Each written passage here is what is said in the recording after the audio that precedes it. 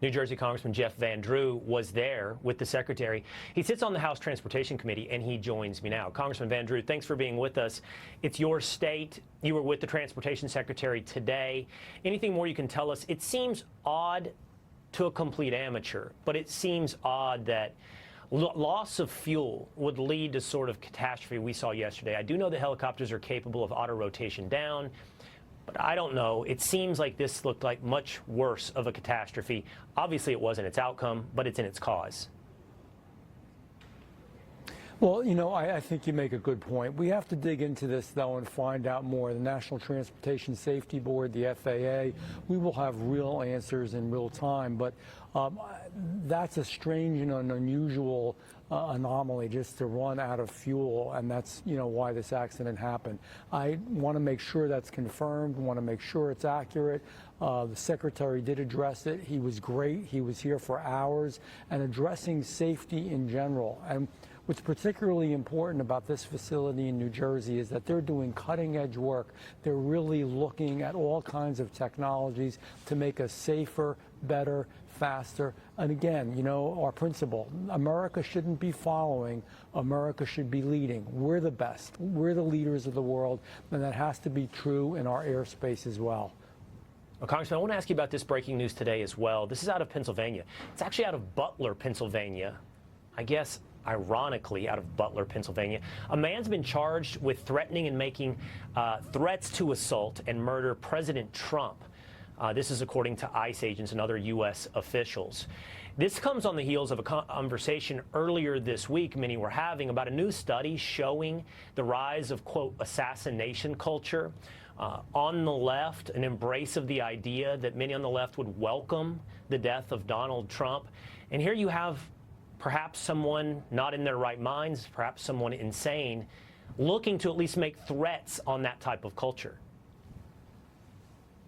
There's too much violence, too much hurt out there. It is time that people calm down, cool off, and particularly some of the media, particularly some elected officials. We have to lead and we have to show leadership. Now, it's good to disagree. You debate, you have colloquies, you go back and forth, you have elections, and you compete in those elections. That's all good. That's fine, and that's acceptable, obviously. That's the American way. But the idea that when we do disagree with somebody, and when we don't like what they say, that we're going to call them names like Nazis and do other hateful things, and then most of all, try to threaten their lives and even their families, you know. And this is not far removed from any of us. Quite frankly, I'm on the top tier, unfortunately, of people who have had death threats against them in the United States of America and in New Jersey.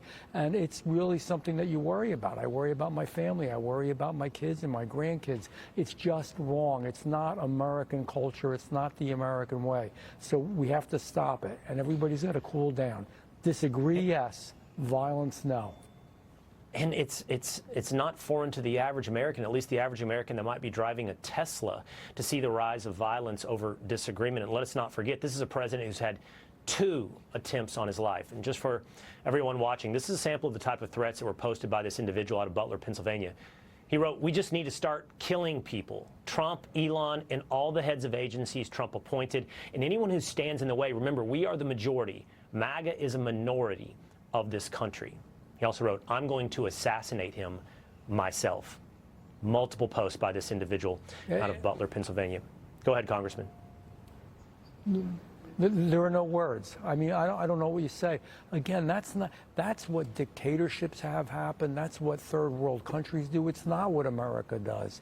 And part of the problem, though, is we incite people. And when I say we, some politicians, some media, and unfortunately, quite frankly, some of the left just go off on a tangent. Look, you don't always get your way. You can lose elections sometimes. Sometimes a policy is not what you want, but you do it the right way. I'm stating the obvious. I shouldn't even have to have this discussion with you, but we do. And we've got to get back to what makes this country great. Agree to disagree. Yeah, I can't believe we have this discussion either. We need to have this discussion, but we do need to, clearly. Congressman, thanks for being with us here today. My pleasure always. All right.